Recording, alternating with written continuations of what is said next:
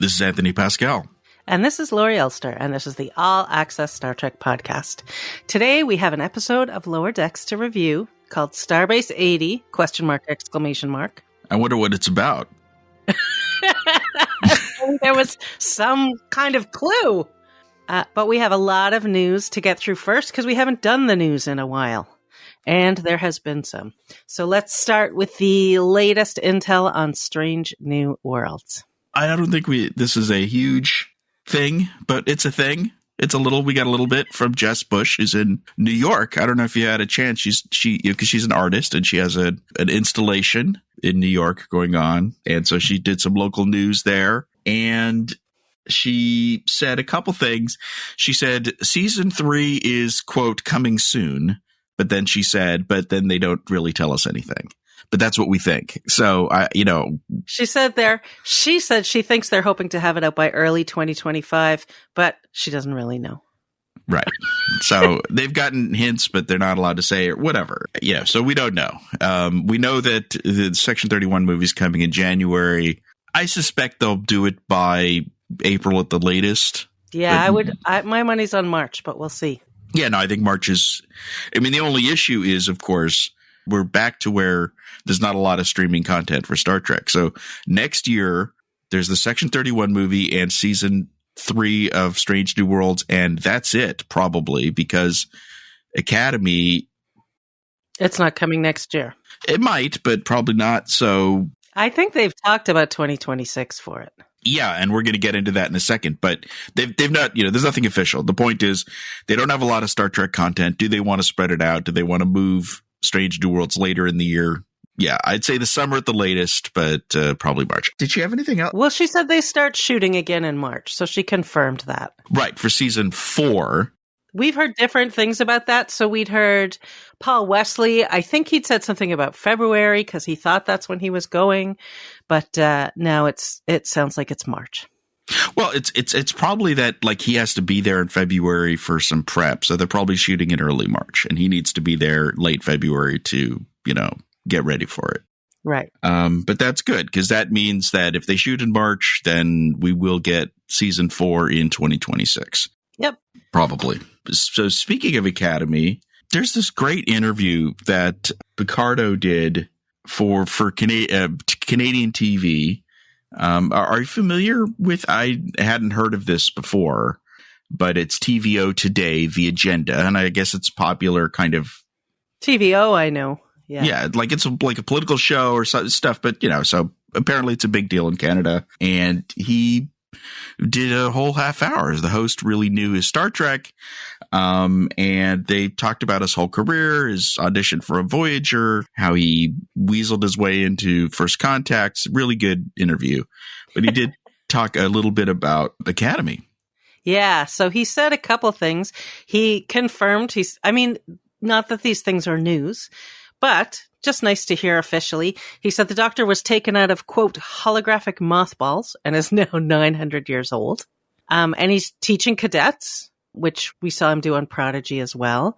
And he did mention the burn from Discovery, saying that Starfleet Academy is about rebirth, redemption, all of the great themes after a tragedy of rebuilding.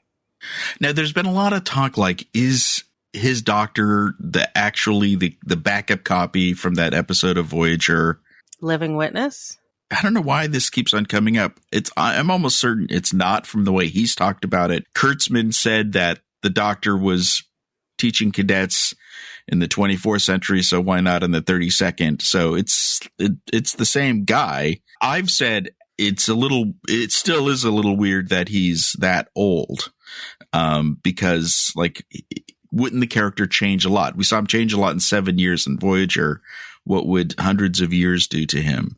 So I hope that it's possible, though, when he says this holographic mothballs thing, that he's being closer to literal, like maybe he was shut down for a few centuries and then reactivated, perhaps. That's what I'm hoping, because then we wouldn't have to deal with the fact that he's been around for 900 years. Yeah, and it could create fun fish out of water things, which I still think they didn't do enough of on Discovery. There was not nearly enough of all of these characters are from the wrong century, which would create all sorts of kooky things. And there's, fish out of water stuff is good for comedy. But it's also good for drama. And it's so there are good possibilities there. And I hope they take advantage of them. He also said something else he said in that interview was that that Alex Kurtzman says he's the bridge between the past and future of Star Trek. I tend to think of Jonathan Frakes as that, but Picardo can join him. Certainly amongst this, cast of youngsters, although, Holly Hunter and Paul Giamatti and, Oded Fair and Mary Wiseman, but the focus is going to be on the kids, right? So, having him there, it's a more obvious bridge, I think. Yes. And it's a 24th century character with a 32nd century group, as opposed to Picard, they were all contemporaries. Right. So no, I think, and he did say that he's hearing that it's going to be early 2026 again for the show. Right. Season 1. We'll see. We got a little bit more Starfleet Academy talk at Star Trek New Jersey this past weekend. And you were there. I was there. It was fun. So actually the thing is, so Jonathan Frakes came out just before we get to this newsy bit. So it was supposed to be a panel with him and Brent Spiner.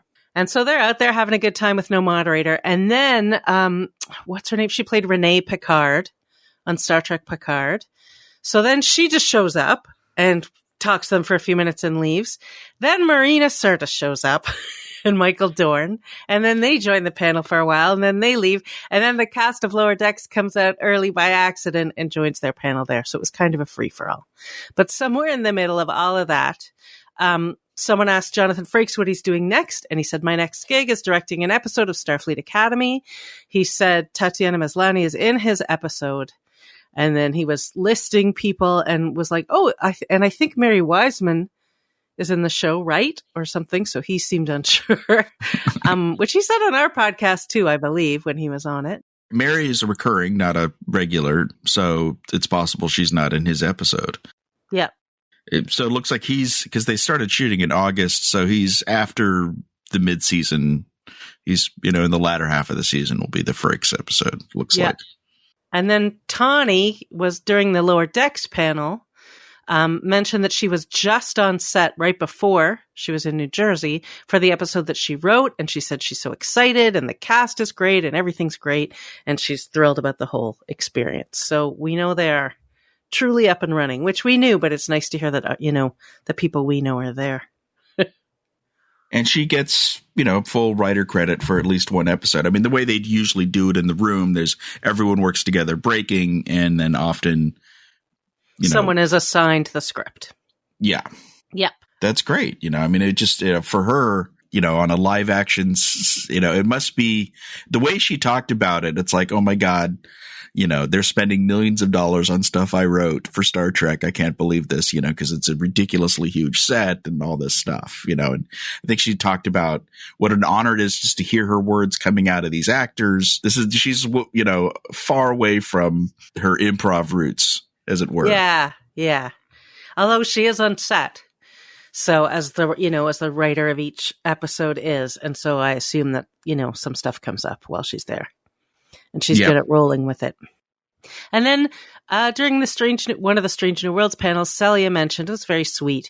She said that, they love being part of the Star Trek family. And she said she reached out to a cast member of Starfleet Academy who is Black and queer and offered sort of companionship, help, advice, whatever they might need, which was very sweet. Yeah. She must be talking about Carice Brooks, who I think is the star of the show. I think she's the lead cadet. She's the first one. She and another guy were the first ones they announced. She has the most experience. She's in a new movie now that's just on Amazon called My Old Ass, which is slightly sci-fi. Good title. It involves time travel.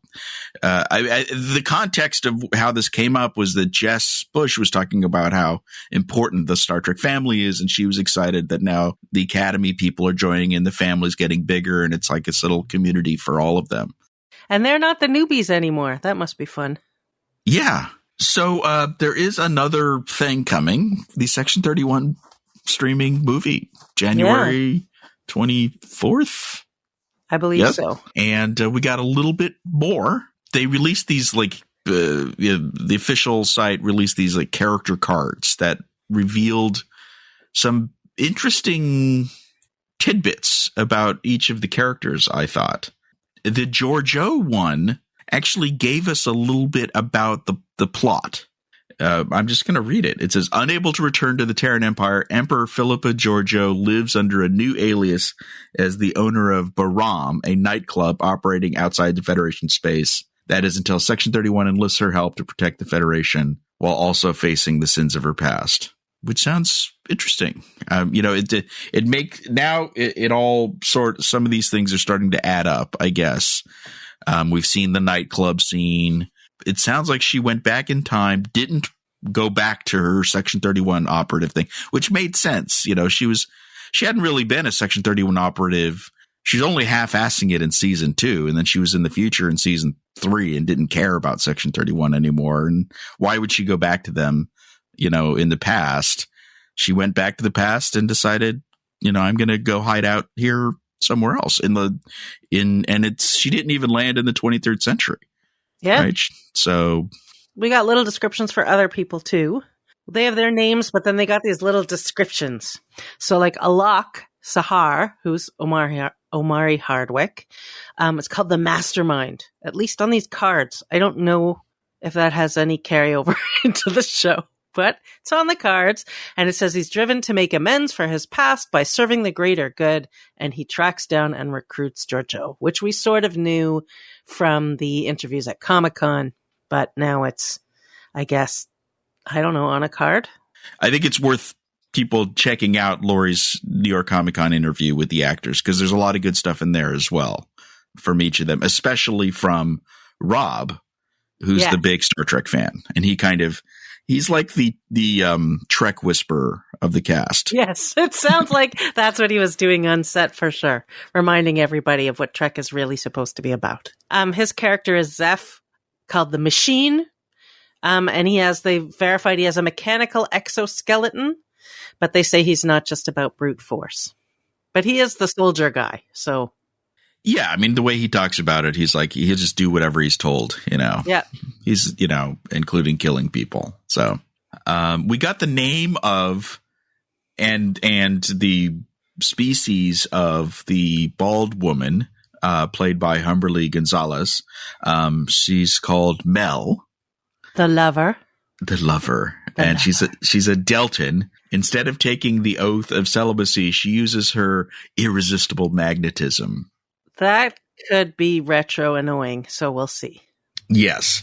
I mean, it is old school spying, the whole term of a honeypot, so using alluring men and women as spies is as old as time. So it makes sense to have one on the team, but let's hope it isn't too much, as it were. I would have made it a dude just to make things interesting. And sure. I would have made the soldier a woman just to make things interesting. Why not? So it's the Ron Moore school of characters, which is just do something that isn't the expected thing with your characters. But that's just my opinion. Maybe she'll be great. I don't know. So we'll find out. There's also Sam Richardson's character, which we know is a Cameloid. His name is Quasi, the Enigma. And we know he is not super interested in the Federation's vision of utopia. So he's probably going to be, Mr. Cynical. Which works with his humor and style. So I think that'll be... I just love him as an actor, and so I'm really looking forward to seeing him in this movie. Yeah, I'm happy he's in it. And then there's also Fuzz, the Maniac, played by... Okay, do you want to say this person's name? I can say Sven. Ruigrek. Thank you. Who knows? Who switches from laughter to anger on a dime. I'm guessing he's Romulan. He looks like, he could be Romulan or Vulcan. So he's either a rogue Vulcan or probably a Romulan. And he's the crazy guy, whatever the hell that means, basically. So, a maniac. So they're dropping little bits. The film is kind of taking into shape, as it were, as we get closer to January. IDW's announced they're doing a tie-in comic book, one shot. It's going to tell an untold story about Georgiou, so maybe it'll give us a little background about that, like what happened to her between Discovery and this movie. Let's hope that they've thought about that. Yeah, we know that the movie apparently is going to give us background on her before Discovery. Background on her youth.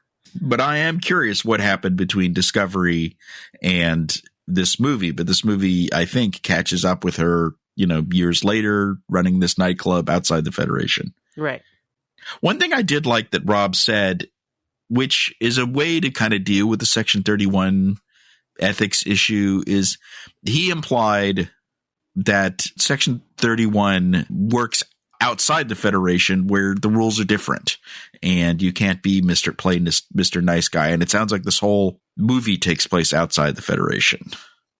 Yeah, probably. I mean, I don't want to get into, until I see what they're doing, I don't want to start arguing with them about that. So right. I'll just wait, because I might watch it and be like, oh yeah, no, this is fine.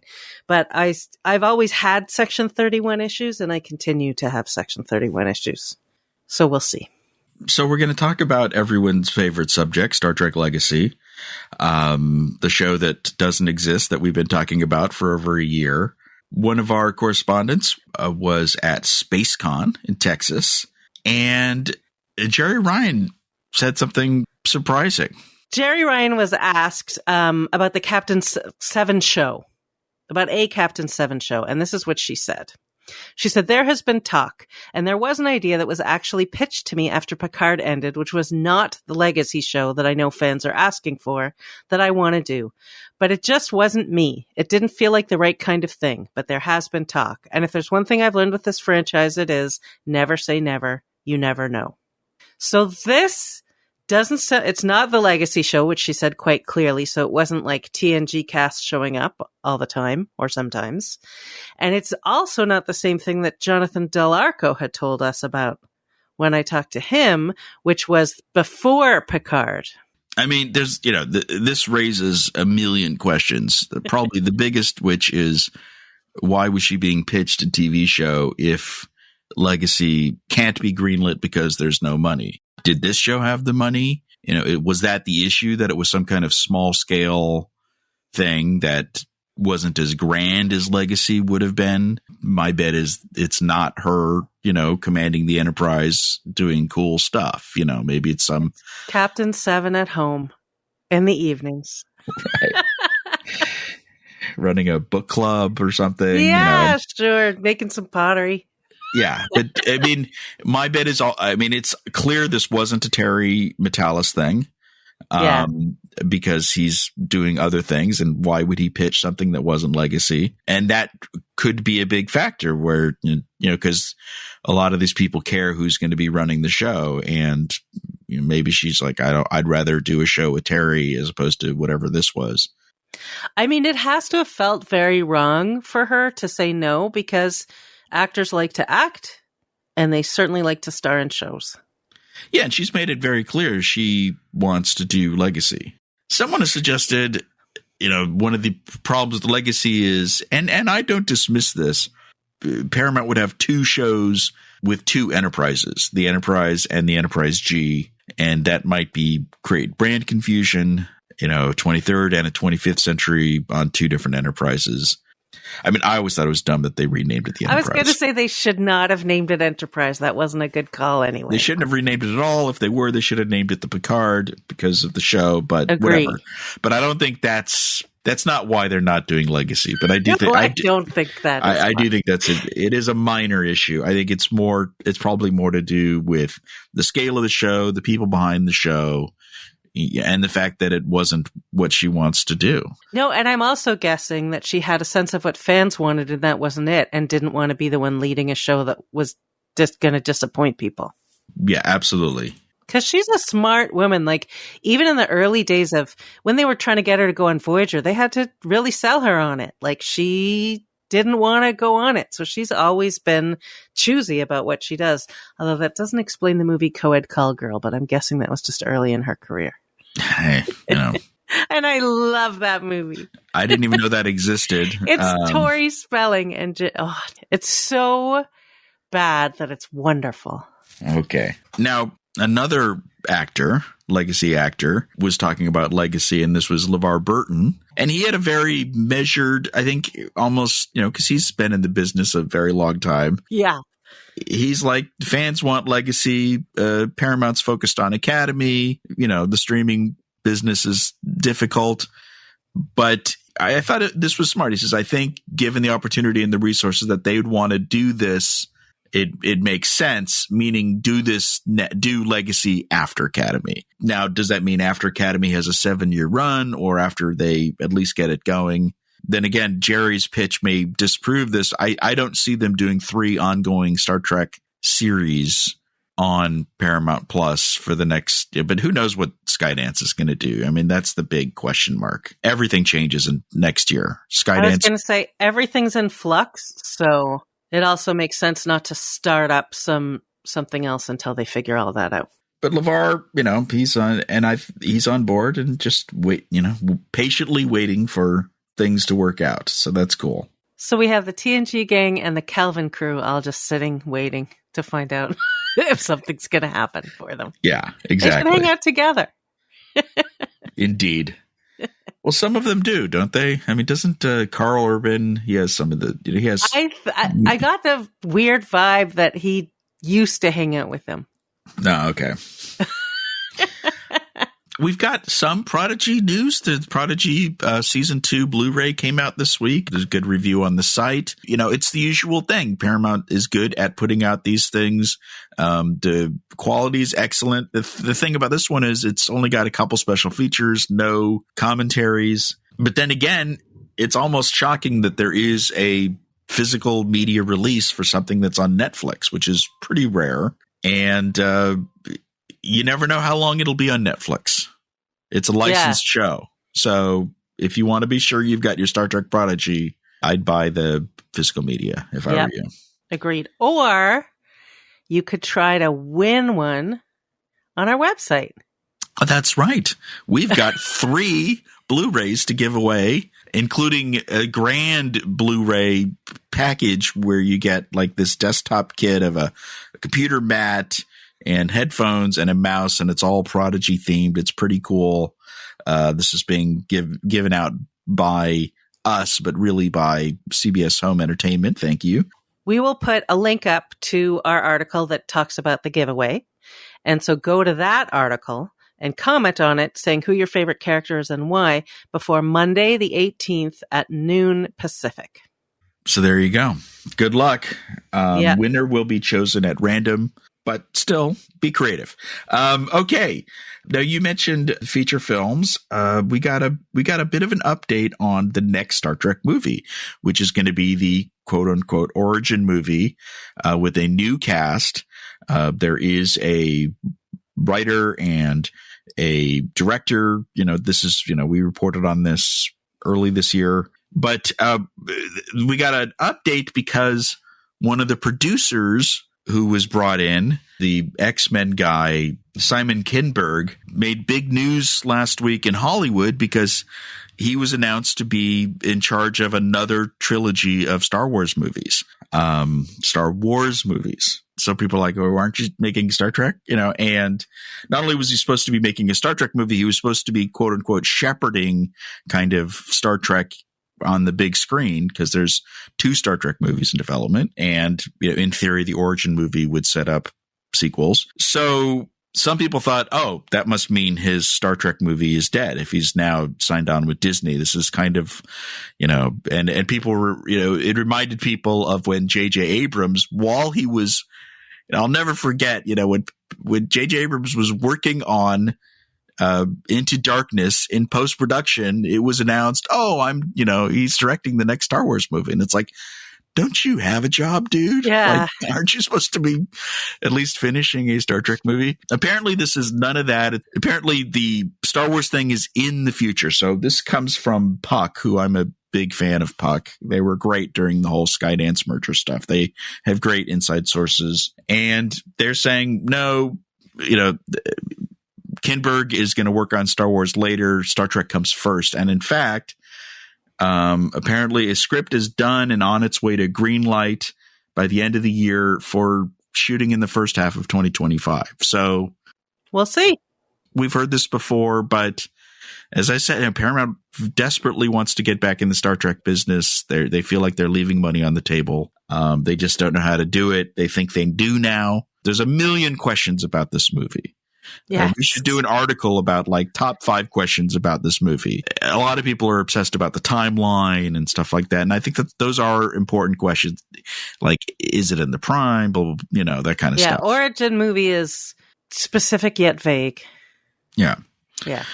I think the biggest challenge that they're going to have is it's been 10 years. It's going to be 2026 if they can get their stuff together. That inevitably means that, and rightfully so, that the studio will be focusing on a newer audience. They need to reestablish a Star Trek audience, at the movies. Yeah.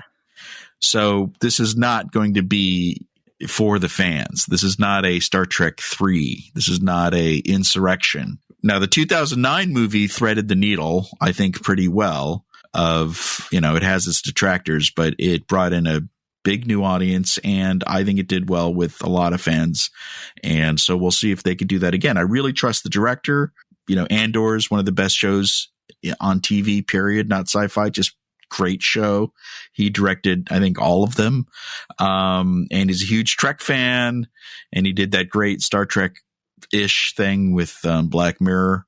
So I'm optimistic just because I want to be optimistic. I'm not going to doom on this movie like so many people are pre-dooming. Yeah, I'm less optimistic. I'm not dooming, but I'm less optimistic. Like I really like the casting in the Kelvin movies a lot, but the last time I tried to rewatch the first one, for example, I was like, "Oh, this is not enjoyable." So we'll see what happens. I still love the first one. I think maybe you and I need to do a whole discussion on the Kelvin movies. We should. But I love the first one, and I think it's just such a triumph for successfully doing what they were hired to do, which is, that was a decade after Nemesis, less than a decade after Nemesis, revamp a film franchise. Yeah, well, I'm talking about my personal taste and enjoyment and not the film's success. Because I think successfully it did bring a lot of new people into the franchise. But it got critical acclaim. It won an Academy Award for makeup or whatever. But, it was well regarded. It got on the cover of Time magazine. It did its job. It did its job well. But that's different from my personal experience with it, which we'll save for another time. The only other movie news we have, it's not even news, but Zoe Saldana was doing an interview because she's got a movie coming out. She's actually got a lot going on, but starring in shows and all kinds of things. But she was asked about Star Trek 4, and she said if and when it happens, she'd like to see her do more than just be at the comms. She'd like to see her ascend to a leadership position. And she said she's also curious to see how her relationship with Spock has evolved. So she's still thinking about it. She has answers when she's asked. Yeah, but she clearly wants to do it, but she's curious. And I think this is, we've kind of heard a similar thing from Chris Pine. How do you deal with the fact that it's been 10 years? What has happened with these characters? Right. It would be such a huge mistake if they just pretended that time gap didn't exist. Yeah, they wouldn't be that foolish, would they? Well, I imagine the first versions of this script from way back in the Stone Age of 8 years ago probably picked up right when the last movie left off, where they get on their new but ship. That was 8 years ago. The reasons why the movie didn't work out were Hollywood reasons, and now time has caught up with them, and so now they got to, redoing a movie based on the fact that you couldn't get financing, you couldn't get this, and now they're like, oh, well, now it's too late to do that movie, and now they got to do a different movie. It's frustrating for them and for everyone. Sure. One thing I was surprised that they never did once things kind of fell apart with the first Star Trek 4 is give up on trying to get them all together, at least in the short run, and just do a quick movie and just do a movie with just Uhura or just Uhura and Spock. Other franchises do this. You don't need to have all of your Avengers assembled. They could easily have done a one-off adventure, smaller budget with, it's an interesting idea. I'm not sure if you can get people to the theater for that. It's I don't know. I think Zoe Saldana, with all the Marvel movies, I think they could have done a Spock and Uhura movie. They're not on the Enterprise. They're off doing some cool adventure for reasons. I don't know if that would have been successful. It's interesting to think about if they could really pull that off. It's not out of the realm of possibility after the quote unquote last Kelvin movie. But if that performs, someone at Paramount is going to say, well, let's bring back one or two of these guys. We can afford one of them or two of them. Right. Anyway, that's all we got for upcoming movies. So far, we have a little celebrity news on Gates McFadden. So her podcast is back already for season 3. So she's doing, she's releasing 4 episodes at a time. There are 2 sets. The first 4 are already out. She interviewed Michelle Hurd, Todd Stashwick, Sonequa Martin Green, and Jess Bush. I just started the Michelle Hurd one today. It's great. And then there's a second set of 4 coming in December on the 3rd. Doug Jones, David Ajala, Ethan Peck, and Connor Trenier. I enjoyed her last. What's great is that there's not a lot of Star Trek, but if you care about these actors and, you learn more about their lives, their motivations, there's some Star Trek, but it's just a good in-depth discussion. Yeah. Not really an interview. And she's good at it. She's surprisingly good at it. She is good at it. She's really good at it. There is a little bit of sad news. The just fantastic actor, Tony Todd, passed away last week. It's interesting because Trek fans remember him from several episodes where he played Kern, Worf's brother, although I still think his best performance was as Jake, older Jake in The Visitor, which apparently was also his favorite episode. And then he played a random Hirogen, which I barely remember. Of course, I remember the Hirogen. But he had such a storied career. I mean, his IMDb page is epic. It is so TV shows, movies, a lot of genre stuff, but some non-genre. And Candyman is, I guess, like that was the headline of most obituaries. I think he's most famous for that. But he's been in so many things. It's true. And he's worked with everybody. He was really well liked and respected. And he was working till the day he died. I mean, I don't know literally, but he's in stuff that isn't out yet. Yeah. He's in all the Final Destination movies. I haven't seen a single one of them. So maybe he's not in all of them, but he's in a lot of them. And he's in the new one coming out next year. He's in the new Indiana Jones game because he has such a distinctive voice. Yeah. So I will miss his work. And every interview I've seen with him, he just seemed really down to earth. Yeah, I used to follow him on social, and he was always like down to earth and upbeat, and just a good follow, man. He followed TrekMovie, so he was a fan. He always spoke really highly about Star Trek and how Star Trek was kind of a big break for him. Because I guess his first episode was like 1990-ish or something. Even though he's known for so much, Star Trek was still important to him, and of course, he was very important to Star Trek. I just want to highly recommend something to people, which is, I believe it was the first Trek Talks, and I'll find the link and put it in our notes, but they did a episode panel for The Visitor, and he was on it. And everybody talked about it. So it was a great conversation. So I'm going to link to that. Before we do the episode review, if you're in the Texas area, the convention that Laurie was just at is part of this Trek tour. They're now in Dallas for the weekend with the same great group of people and some other people who weren't in New Jersey. I think Sonequa was going to be in Dallas. Yep. And we're going to have more coverage of the New Jersey stuff coming up as well. But I think it's time for us to actually talk about a spooky episode. Spooky. Yes, a little Lower Decks, episode 505, Starbase 80. I thought was a really fun one. Yeah, the surface stuff is obvious. They've talked so much about Starbase 80 on the show. Now we've learned so much about it, and I love the fact that it's this horrible, horrible place, right? But in the end, what they all learned is Starbase 80 is just like the Cerritos. It's the Cerritos of Starbases. They ain't getting no respect. They're the Rodney Dangerfield of Starbases, just like the Cerritos, and everyone learns that lesson by the end, but it's a fun trip through the spooky Starbase 80, which is basically an old original series era station infested with bats. And Enterprise uniforms and gel. Yeah. There's no logic to why they are still using Enterprise uniforms. I mean, my headcanon is the people on the station just kind of lean into the fact that they're old school and they're kooky, and some of them like wearing the, Enterprise uniforms. Yeah, that's what I got too. Because we know Mike wanted to do Enterprise stuff, but he doesn't like time travel.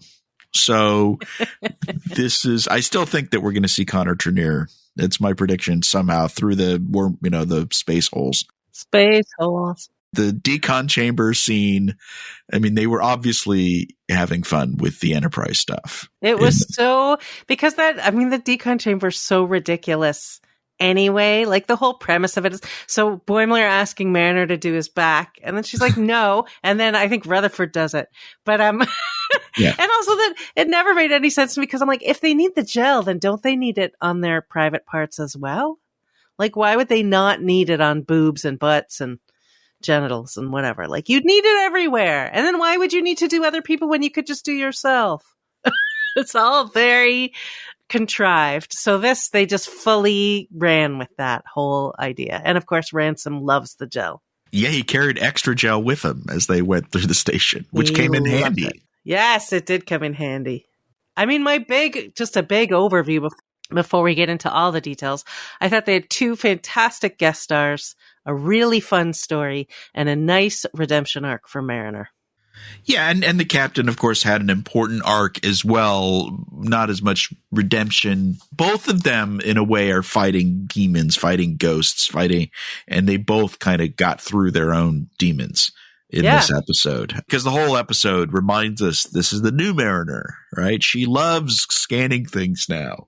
Yes. And she was joking, I sound like Boimler, because she and this put that to the test of, can she really be that new Mariner? Because she hates this place so much. Right. She said, I'm a positive person now. I love algae. But yeah, she was very upset about Starbase 80. Which blinded her to what was going on.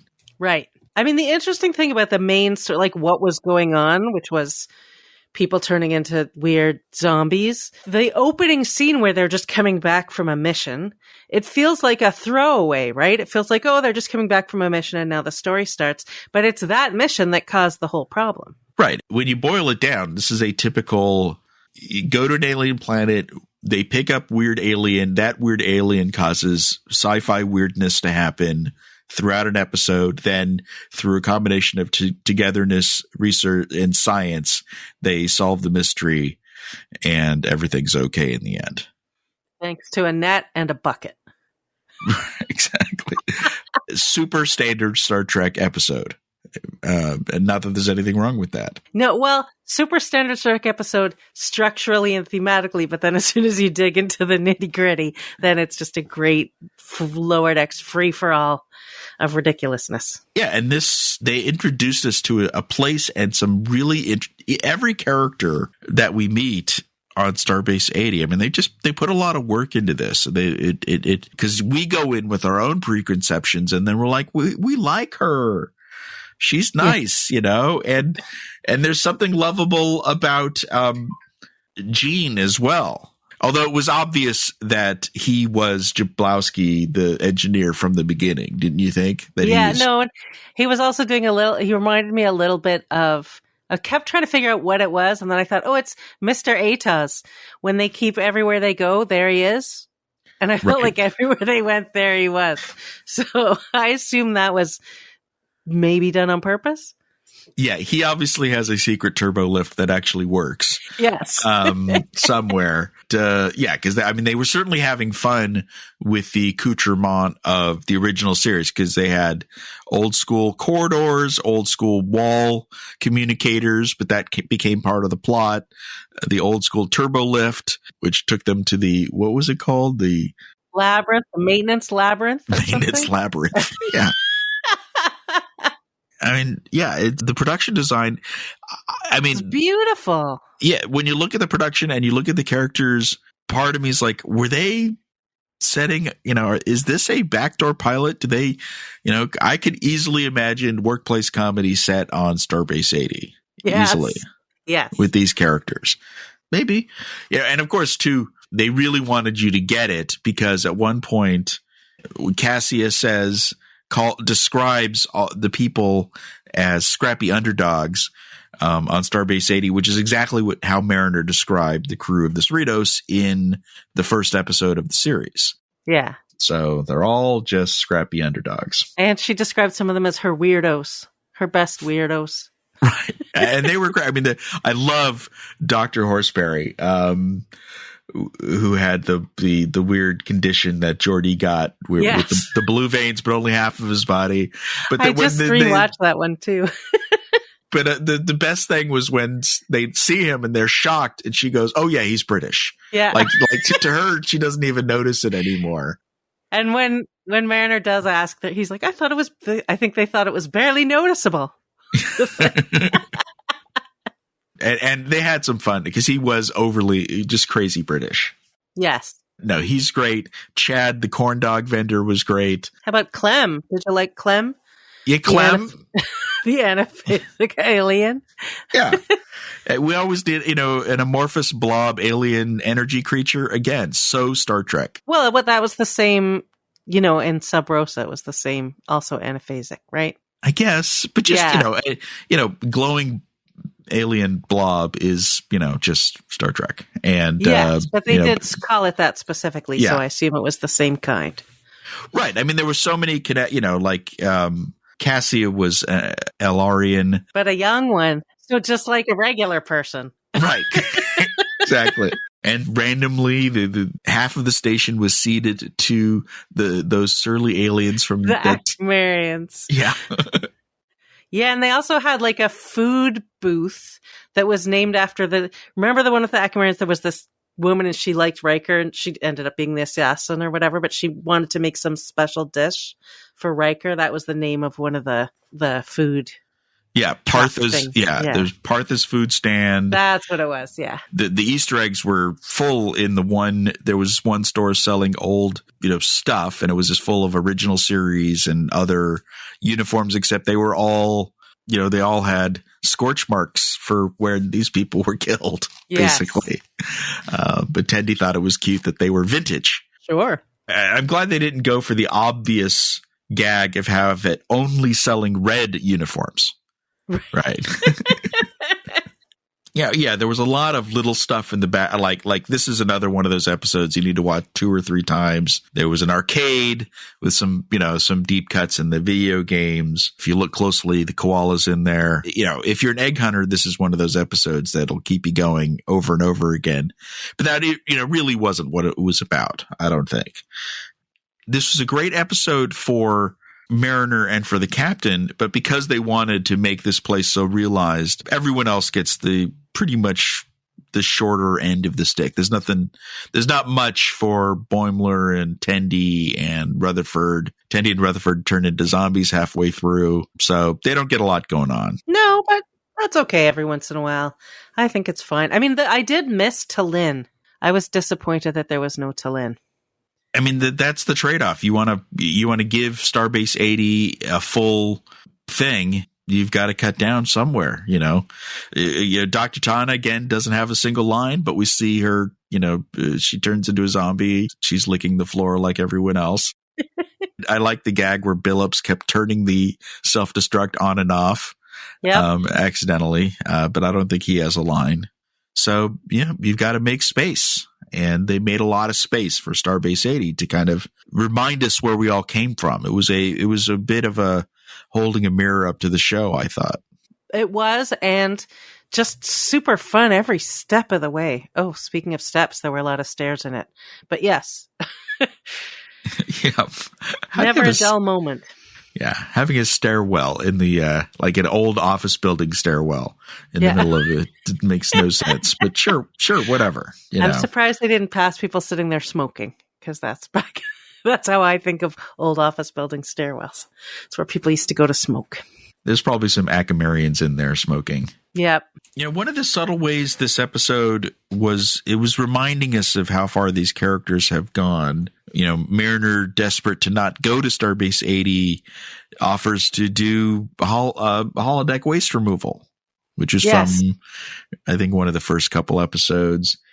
And Captain Freeman was looking forward to going to a captain's conference where she was hosting a scatting contest. Yep.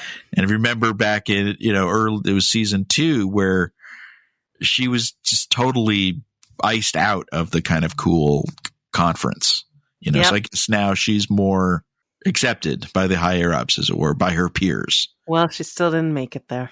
She didn't. That's true. She's busy chasing bats. This is, halfway through this final season, it's like taking a moment to reflect on how far all of these characters have come, but especially Mariner, which, let's face it, Mariner's she was originally, this was going to be about Mariner, then it kind of became about Boimler and Mariner, but she was always the focal character of the show. And I think still is. Yeah, I think so too. We did learn that the whales throw crazy parties. I couldn't figure out which, I can't, is it racist? I can't tell the difference. Which one got infected by the energy being? Yes, it's racist. It is racist to me. Whalist. Which beluga, whalist, as it were. Yes. But if you whack it with a net and then get a bucket, everything's fine anyway. So it all worked out. Yes. Horseberry to the rescue. Yeah. But it was, I thought a nice tight episode. Like everything, as wacky and random as things seemed, they all kind of tied together in their own way. And I appreciate the horror element. I mean, Star Trek has always had a lot of horror episodes. The music was great with the horror thing. When they approached the station, it was kind of that spooky music from Star Trek 2. I thought they could have even leaned even more into the scare, but there were some pretty scary. I mean, it ended with the giant bat, which was pretty scary looking. Yeah, and scary sounding. Yes. Are these descendants of Phlox's bats? I would assume they are. Yeah, probably. I'm just assuming they are. Yeah. Yeah, in addition to really good visuals, I thought the sound design was really good. Like, I noticed it. I noticed the sound of people's footsteps and all these things, and there was a lot of depth of sound. Yeah, Starbase 80 not only looks different, it sounds different. Everything's different about it. Yeah. And the 2 guest stars that I enjoyed so much, one was Nicole Byer, who, it's so funny because she was on that official podcast that Tawny and Paul F. Tompkins used to host. I think she was on it once and she'd never watched she wasn't a Star Trek person. So that was sort of funny that she's not. I thought she was terrific. And then the other one, Stephen Root as the chief engineer. And I mean, he played a Klingon on Next Gen, but he's very famous for Office Space. I also loved him on news radio. Yeah. And he's been doing voices. He's King of the Hill and things like that, but he's great. And he gave a great performance. Perfect casting. I think he also voiced one of the Acamarians, the ones that gives them the tokens. Oh, that might have been him as well. Maybe. But no, yeah, he was fantastic. They were both, I mean, this season has done such a good job. In general, the show has, but there's some just real spot on guest casting on the show this season. Yep. Agreed. Have we got any, I guess they're saving the best, but we haven't got any legacy people so far, have we? Not yet. Well, we know Harry Kim's coming, but we'll see who else. Yeah. I suspect we're going to see some big names or surprising names at least. I think so too. Well, that's all I got. Yeah, that's all I got. Halfway through, great season's great. We'd learned nothing about the big plot. The space holes, they didn't even mention it, not even in the background. That's okay. Yeah, exactly. It's not a criticism. Again, they didn't, they had what they wanted to do in this episode and stuff like that wasn't important. But I think, I suspect we're coming back to that soon. Oh, I'm sure we are. Well, let's wrap up just with a little, our bits of the week is sort of a shared one, which is that they've been doing their screenings of the new Voyager documentary To the Journey, which this is not the final version. They had a screening in London. Did they do London, right? Well, they started in LA, in Hollywood, which I went to a week ago. I went to the one in New York on Monday, and then I guess they're doing London, and then they're going to go back and do some editing. Indeed. Yes. So we're not going to review it yet because we didn't see the final version. But I mean, I had a great time. I met Rick Berman in person for the first time. That is cool. We had texted. He was very nice. Had a nice chat with Brannon, and I mean, it was so weird. I was like hanging out in the bathroom with Brian Fuller and Brannon Braga and just shooting the shit, and it's just fun. It was, it was a really nice moment before in Hollywood where they all individually, a lot of the people who worked on the show, including Brannon and Brian and Rick, went up to talk about Jeri Taylor and just had told great Jeri Taylor stories. Oh, that's great. And, I thought the documentary, it reminded me a lot of the DS9 documentary in all of the good ways and in the ways that I had trouble with it. But I think that they have more time to cut it. I think it's, this was close to 2 hours, and I think a good documentary should be closer to 90 minutes.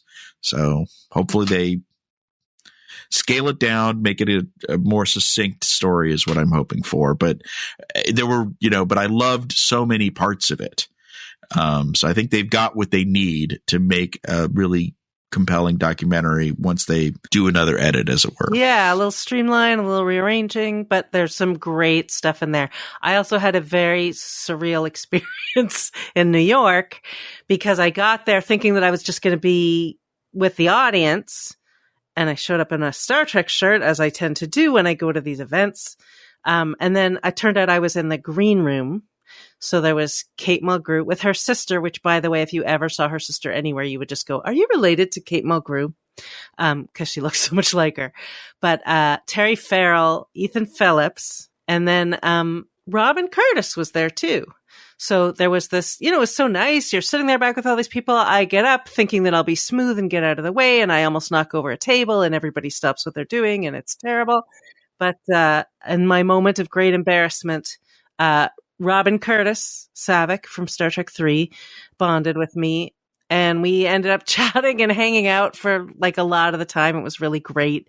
And I sat with her in the VIP seats watching the movie. So that was very fun. And they did, Ethan got up and Kate got up and spoke a little bit, and the people who worked on the documentary. So it was just a very strange and surreal evening, I have to say. And I was very embarrassed to be back there in my Star Trek shirt because no one else in that green room was wearing a Star Trek shirt. Still pretty cool.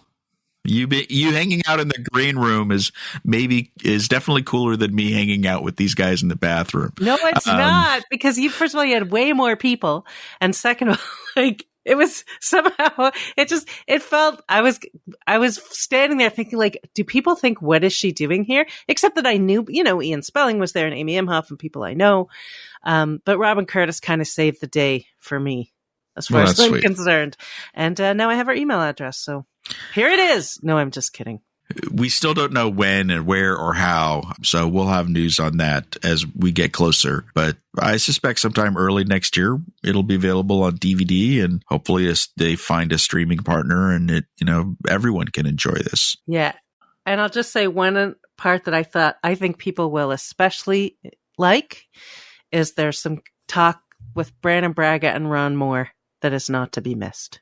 Oh, yeah. Yeah. I actually learned, there's things about kind of in the back of your mind, and there's moments in this you're like, oh, okay. And to hear it firsthand, some of the fun stuff is the Rashomon kind of where two different people have two different views of the same thing. I love that as well. Yeah, I like that. And also lots of Jeri Taylor in there, which was terrific. Oh, yeah. I'm so glad they got that done. Yeah, so good that they did it. Okay. Well, thank you this is a long one. We had a lot of news to get through. Thank you for sticking with us. I apologize for my voice. I am struggling with a bit of a flu. We'll be back next week with episode 506. We haven't seen it yet, but I hear it's going to have a bit more Dr. Tana. So okay. I think we're finally going to hear her say something. Awesome. See you next week.